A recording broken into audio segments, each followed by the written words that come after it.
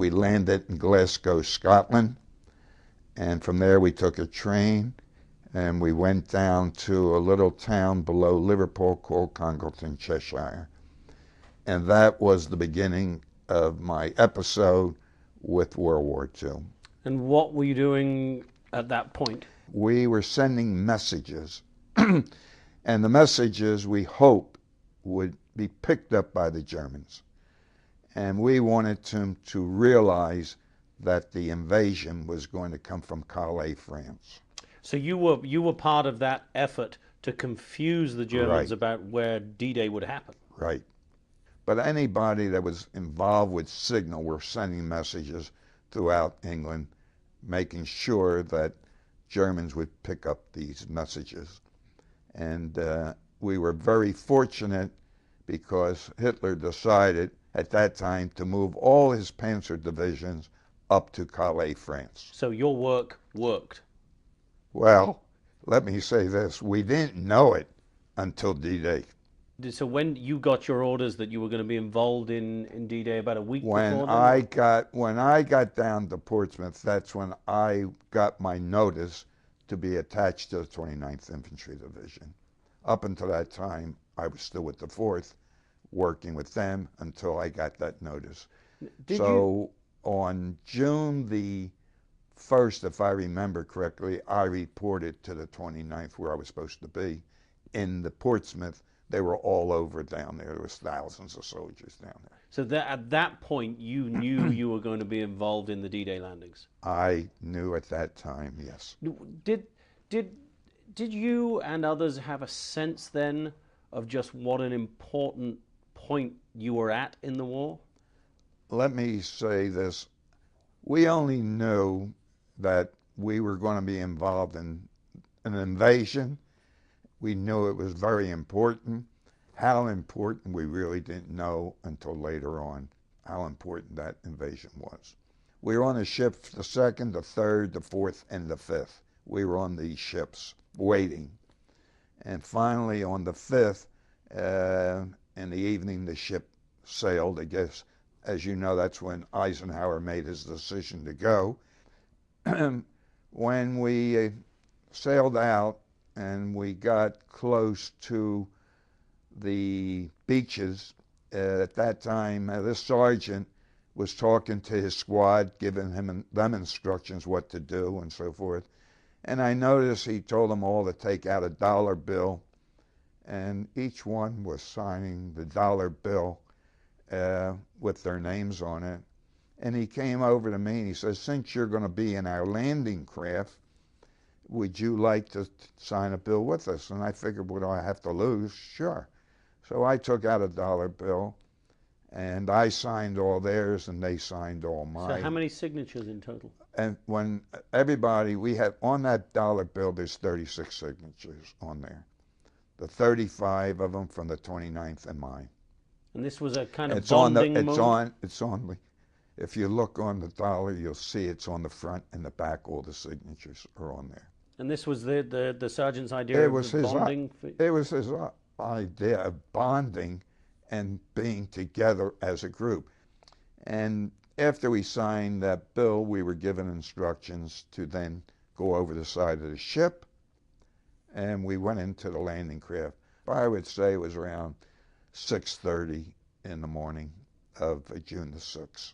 As the landing craft took off and we got close to the beach, the first and second waves that went in, when the gangplanks were lowered, about 80% of the infantry and engineers that were in the first and second waves, 80% of them were immediately killed. So it didn't leave too many on that beach, you know. And remember, the 29th was going in, the 1st was going in, and all and up and down the beaches, Utah was being invaded. The English were going in their locations and so forth. So without a doubt, it was a busy day. And we were told not to go out the front of the ship, but to go over the side of the ship. So naturally, I had 60 pounds of equipment on my back. Soldiers had their stuff, and over the side we went. I can't swim. And not only I couldn't swim, there was a few others on that landing craft that couldn't swim neither. And when we went over, the water was over our head. And with 60 pounds, naturally, it took us down. And my first thought was to get back up. I wasn't worried about getting shot. I was worried about not drowning. And so were the other guys. When we got up, came back up, we held on to the side of the landing craft, and then we start to help each other to get into the beach. When we finally got to the beach, there was no craters for us to hide in. And naturally, the machine guns up there were firing without a doubt. And that day, for me, was considered my longest day of my life. And Omaha got the name of Bloody Omaha because the only thing you could see were soldiers lying on a beach that were dead, blood all around you, soldiers that were wounded, and it was just a mess on that beach. That's when we realized how lucky we were that the Panzer divisions were up in Calais. Because if the Panzer divisions would have been down at Normandy, without a doubt, we would have been driven back into the ocean. Are you literally having to push bodies in the water out the way? The answer is yes. You're pushing bodies because if they were dead, naturally they're floating in the water. And the water leading up to the beach was loaded with red blood. It was bloody. That's what was called Bloody Omaha. And it was just a matter, and not only that, some of the units that were landing on the beach were not landing where they were supposed to land. It was such disaster that was going on. It was confusion all over that beach. What were you thinking at that point as you wade through the bodies floating in the water, trying to get onto the beach? What on earth is a soldier thinking at that point? Well, basically, I believe each one was trying to say, where can I go to be saved? Where can I hide? Where can I be so I won't get hit? You know, machine gun bullets are coming at you pretty fast, and there's no place to hide.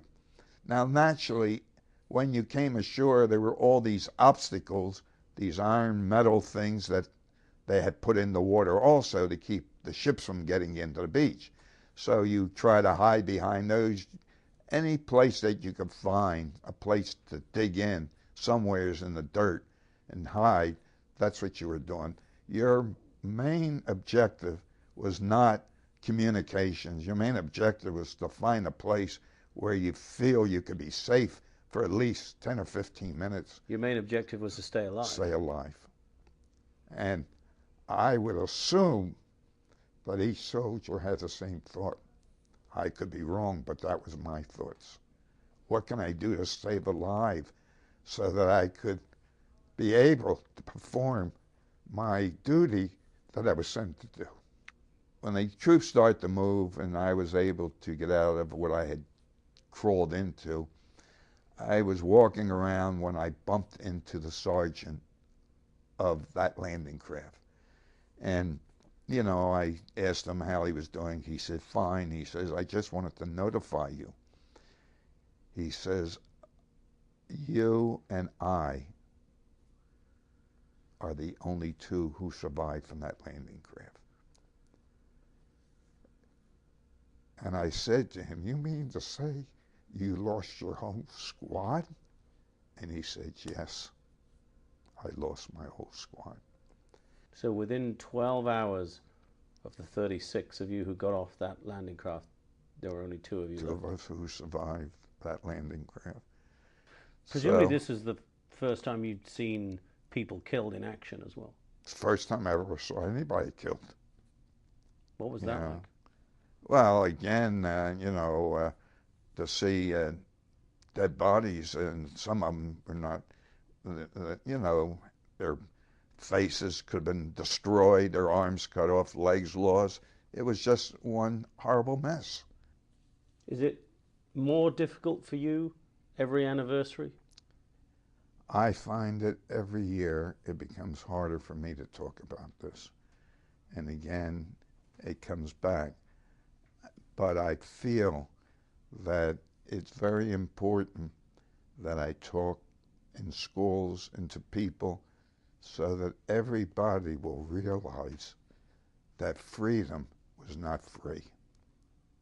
A lot of people gave their lives so this generation, the next generation, and many people who are living in our country today realize they're free. What would have happened if that would have not been a successful war?